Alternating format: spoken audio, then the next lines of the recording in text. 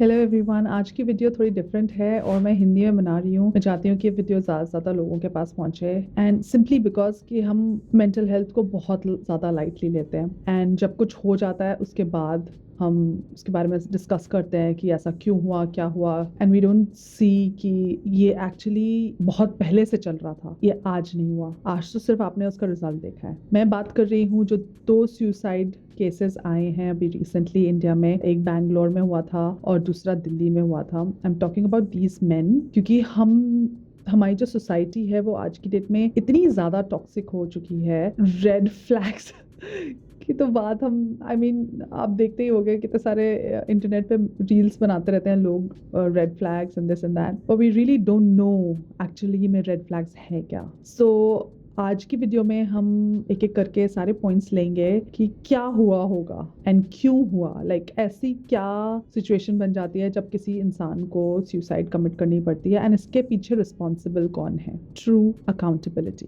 Welcome to my channel. This is a safe place where we talk about mental health, wellbeing and levelling up, especially if you are women. But आज की video में हम generally बात करने वाले हैं and the focus is the suicide case that happened with main. और जो मैं पहला रीजन आपको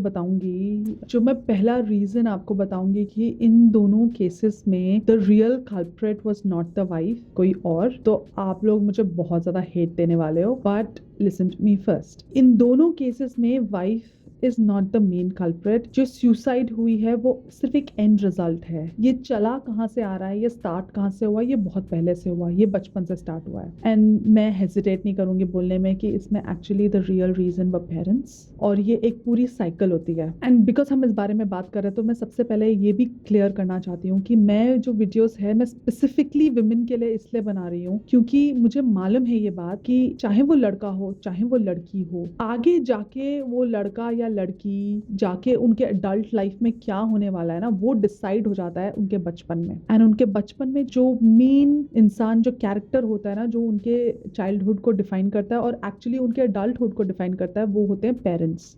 और उस पेरेंट्स में जो सबसे ज्यादा, जो 90% जो रोल होता है वो एक मदर का होता है। दैट इज द रीजन जो मुझे लगता है कि अगर हम women we start healing ourselves, एक नेक्स्ट जनरेशन जो होगी वो एक मच हेल्थियर जनरेशन होगी। That is the reason the focus of my channel is always women. Okay, इस वजह से मैं कह रही हूँ कि जो मेन कल्प्रेट है वो वाइफ्स नहीं है, वो पेरेंट्स हैं। अनफॉर्चुनेटली सुनने में बिल्कुल सही नहीं लगता, लेकिन जब आप मेरा सेकंड रीजन सुनोगे तो आपको समझ में आ जाएगा कि पेरेंट्स कैसे इसमें रोल करते हैं। हमारे में हम जो भी होते हैं या हम में जो भी कैरेक्टरिस्टिक्स होती है ना, जो हम सोचते हैं वो हमारी पर्सनालिटी है, बट एक्चुअली में वो हमारी पर्सनालिटी नहीं होती है। वो सब हमें हमारे एनवायरनमेंट से मिलती है और वो बचपन से मिलनी स्टार्ट हो जाती है। क्योंकि जो बच्चे होते हैं ना, they are meant to survive. वो हर चीज ऑब्जर्व करते हैं। आप उनको बताओ ऐसे बैठो, ऐसे करो, वो नहीं सुनेंगे। आप उनको करके दिखाओगे, वो सुनेंगे। तो जो बच्चे ऑब्जर्व करते हैं अपनी फैमिली में, उसी को वो रियल मानते हैं, उसी को वो ट्रूथ मानते हैं, and that's how they make their own personality. जिस घर में बच्चे अपने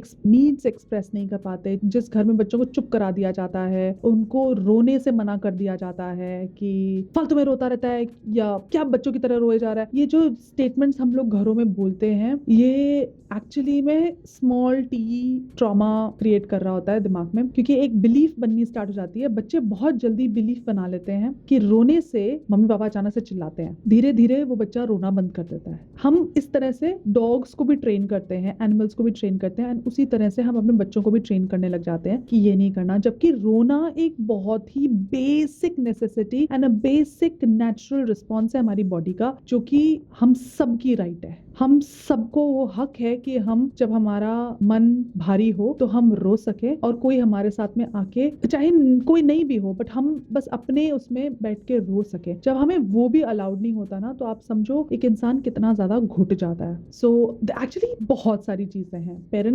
पेरेंटहुड के ऊपर तो पता नहीं कितना मैं बोल सकती हूँ और कितने पॉइंट्स होते हैं और क्या क्या होता है, स्पेशली इंडियन पेरेंट्स, क्योंकि ये जनरेशनली चला जा रहा है और हम देखते जा रहे हैं। और एक्चुअली हमारे पेरेंट्स क्योंकि पेरेंट्स को भी दोष नहीं दे सकते, क्योंकि उनके साथ जो हुआ वो that must have been much worse, because उनको लगा कि अच्छा वैसा हुआ। हर पेरेंट अपनी तरफ से बेस्ट करना चाहता है, बट जब उनको पता ही नहीं है बेस्ट कैसा है और क्या है, बिकॉज पेरेंटिंग किसी गाइड के साथ नहीं आती। The only way to be successful in parenting is to heal yourself. That's the only way, that is the only way. मैंने आज बोल दिया है, the only way to be a good parent is to first heal yourself. That's it. The second reason is हम जो होते हैं वो ही हम attract करते हैं. Okay. Now let me put this in perspective. It's not that कि मैं जो हूँ मेरा पार्टनर बिल्कुल मेरे जैसा है, ये नहीं कह रही। मैं ये कह रही हूँ कि हमारे अंदर जो wounds होंगे ना, जो हमारा पार्टनर होगा उसमें similar wounds होंगे। जो हम लोगों को सोचते हैं कि हम फिजिकली अट्रैक्ट हो रहे हैं, बट एक्चुअली में हम फिजिकल के बाद कुछ चीजें होती हैं जो अट्रैक्ट करती हैं। जैसे कि कोई लड़की अग्रेसिव नेचर का लड़का देख के अट्रैक्ट हो रही है उससे, या उसको लग रहा है कि ये कितना माचो है, या he so like I don't know is so masculine, and he वो बेसिकली उसकी इमीडिएट फीलिंग है that she is feeling attracted. अब इसके रूट में जब हम जाएंगे तो आप समझोगे कि वो इसलिए अट्रैक्ट हो रही है बिकॉज शी थिंक्स कि वो अपने आप को प्रोटेक्ट नहीं कर सकती, एंड शी थिंक्स कि वो जो इतना ज्यादा मतलब अग्रेसिव है, लाउड स्पोकन है, और वो उसको प्रोटेक्ट करेगा। And vice versa, a lot of times boys get attracted to women who are very confident, perspectively confident, मतलब वो दिखने में लगती हैं कॉन्फिडेंट, तो वो उनसे अट्रैक्ट हो जाते हैं सोच के कि मैं जो सेफ्टी अपने आप को प्रोवाइड नहीं कर सकता, she can stand for us. But they forget कि जब शादी हो जाती है तो यूजुअली क्या होता है कि ये जो बिहेवियर उनका होता है ना, वो उनके पार्टनर के साथ होने लग जाता है। पहले वो सोचते हैं कि ये तो दूसरों के साथ ऐसा बिहेव कर रहा है, मेरे को प्रोटेक्ट करेगा, बट जब आप एक घर में होते हो तो आप वही बिहेवियर अपने पार्टनर के साथ करने लग जाते हो, which becomes very harsh and unbearable sometimes. नहीं, हम रील्स देखते हैं जिसमें कि कपल्स का फन किया जाता है, लाइक उनके जो डे टू डे एक्टिविटीज होती हैं उसमें उनका फन किया जाता है, like you make fun of them. कितनी सारी चीजों में हम देखते हैं कि कभी वाइफ का मजाक उड़ाया जाता है, कभी हस्बैंड का मजाक उड़ाया जाता है, पर एक्चुअली ये जो मजाक उड़ा रहे हैं ना, हम देख नहीं रहे कि उसके डीप, उसके डेप्थ में क्या चल रहा है। एंड जब ये अनबेरेबल हो जाता है then things like this happen. Another reason is जो सोसाइटी की कंडीशनिंग है। तो हमारी जो कंडीशनिंग है ना, उसमें बहुत सारी चीजें हैं जो हम ऑटो में करते चले जाते हैं एज अ वे जो सोसाइटी में एक्सेप्टेड है। जैसे कि वेरी सिंपल, जो मैंने अभी बताया कि लड़के रोते नहीं है, लड़कों को रोना नहीं चाहिए, and this is accepted in our society. क्यों नहीं रोना है? वो इंसान नहीं है। We have a variety of emotions in our body, and ये हमारी ड्यूटी है, नॉट जस्ट ड्यूटी, ये हमारी प्रिविलेज है to experience all of these emotions. And किसी इंसान को एक इमोशन या दो तीन इमोशंस को उसको बोल के कि ये तो खराब इमोशन है, इसको एक्सप्रेस नहीं करना, this is like taking away his privilege. So जिस सोसाइटी में हम रहते हैं उसमें यूजुअली जैसे हम देखते हैं कि लड़कियों को बहुत वो दिखाया जाता है कि तो पक्का विक्टिम होगी, एंड दूसरे में लड़कों को जनरली डिमोनाइज किया जाता है। But in a toxic life cycle I have noticed कि टॉक्सिसिटी इतनी बढ़ गई है कि जो गर्ल्स हैं they have really become very masculine in nature and they become very toxic. And शादियों में क्या होता है कि काफी बारी जो मेन है दे cannot even talk about these things अपने फ्रेंड सर्कल में या अपने रिलेटिव्स में, क्योंकि ये डर रहता है कि सोसाइटी क्या बोलेगी। And it's really very very sad that कितने सारे आदमियों को they have to go through this kind of a life and they have not even a single person that they can talk to। आप खुद सोच के देखो, एक आदमी अपनी प्राइवेट लाइफ के बारे में यूजुअली अपने फ्रेंड्स के साथ में डिस्कस नहीं करता है, तो बेसिकली वो क्या करते हैं? They drink alcohol, because alcohol पीने से उनको लगता है कि उनका मन हल्का हो रहा है, एंड दे आर फॉरगेटिंग वो जो थोड़ा सा जो पेन है वो भूल जाते हैं। I am not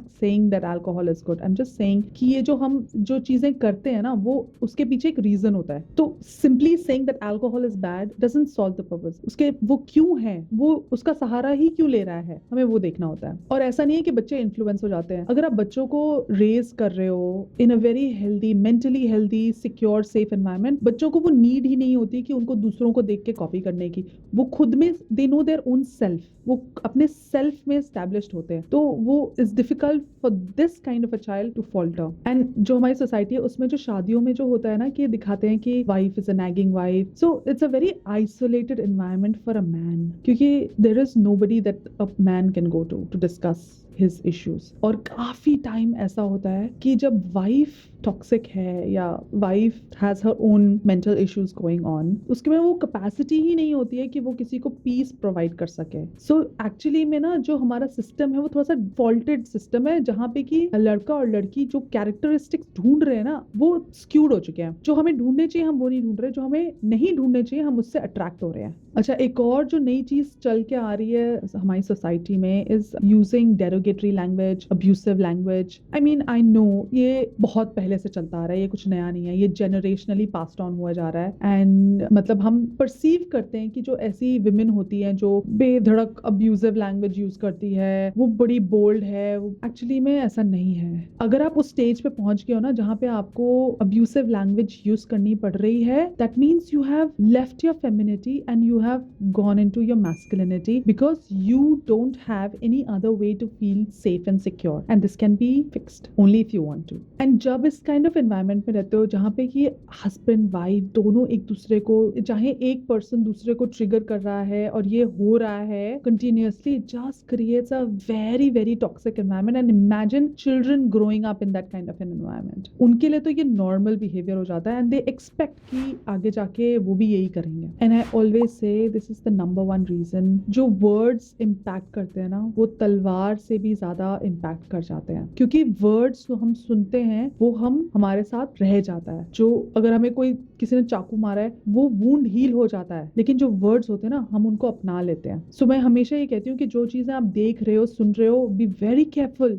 and filter those things what you're watching, listening and you know getting through into your head, क्योंकि ये words को आप adopt कर लोगे. And काफी बारी क्या होता है, जैसे अगर कोई एक इंसान आपको बार बार बोले जा रहा है that you're useless, आप एक टाइम पे बिलीव कर लोगे that you're useless. और अगर आप बिलीव नहीं करोगे तो आप उसको resist करोगे और हर बारी कोई भी अगर आपको जोकिंगली भी यूजलेस बोलेगा ना आप उसके साथ लड़ाई करने स्टार्ट कर दोगे, क्योंकि आपको लगेगा कि शायद कहीं इसको पता तो नहीं चल गया कि मैं सच में यूजलेस हूँ. और एक और चीज जो बहुत इंपॉर्टेंट है जो मैं हमेशा बोलती रहती हूँ वो ये है कि हर इंडिविजुअल की एक डिफरेंट थ्रेशहोल्ड लिमिट होती है. एक थ्रेशहोल्ड लिमिट में पहुंचने से पहले अगर if you can like seek help, seek support, there is support available, you are not alone. इसीलिए बोलते हैं कि हम एक सोसाइटी है, हम एक कम्युनिटी है, we are not suppose to be living alone. अगर आपको लग रहा है कि आप आइसोलेटेड हैं, अकेले हैं, reach out for people, talk to people, there is help always available. जब कोई इंसान एक ऐसे लेवल पे पहुंच जाता है रीच थ्रेशहोल्ड, उससे पहले, उसके रीच करने से पहले आप उसको बचा सकते हो. उसके बाद either they and up taking a huge step like a suicide, और इतनी सारी प्रॉब्लम्स हो जाती हैं जिसमें कि आपने कई सारे केसेस सुने होंगे जिसमें कि एक बहुत ही रिच फैमिली का पर्सन है जो मिलियनेयर होगा and then suddenly business loss and this and that, और वो लॉस्ट हिज ब्रेन, डिमेंशिया और so many psychotic problems, so many different kind of pathologies, and then just like that the whole life is over. सड़क पे घूम रहे हैं. It's true, it really happens. Thank you so much for watching this video. अगर आपको ये video अच्छी लगी तो लाइक, शेयर, सब्सक्राइब जरूर करें. अपने कमेंट्स मैसेज में डालें. बड़ी इम्प्रॉम्प्टू सी वीडियो मैंने बनाई है क्योंकि मुझे लग रहा था कि oh I need to speak up, because हमारी सोसाइटी में हम जनरली सोचते हैं कि लड़कियों के साथ बहुत बुरा होता है, बट हमारी सोसाइटी में बहुत सारे काइंड हार्टेड लोग हैं, आदमी हैं जिनके साथ में बिहाइंड क्लोज डोर बहुत बुरा हो रहा है, and they don't have an opportunity to discuss it with somebody, they don't have anybody to talk with, and ऐसी सिचुएशन में ना एक इंसान बहुत ज्यादा हेल्पलेस फील करता है because they don't know what needs to be done, but there's help available always. मेरा नंबर नीचे है, आप मुझे मैसेज कर सकते हैं. If you want a session, we can do a session together. Help is always there. Thank you so much for watching this video. फिर मिलूंगी अगले वीडियो में. Bye bye.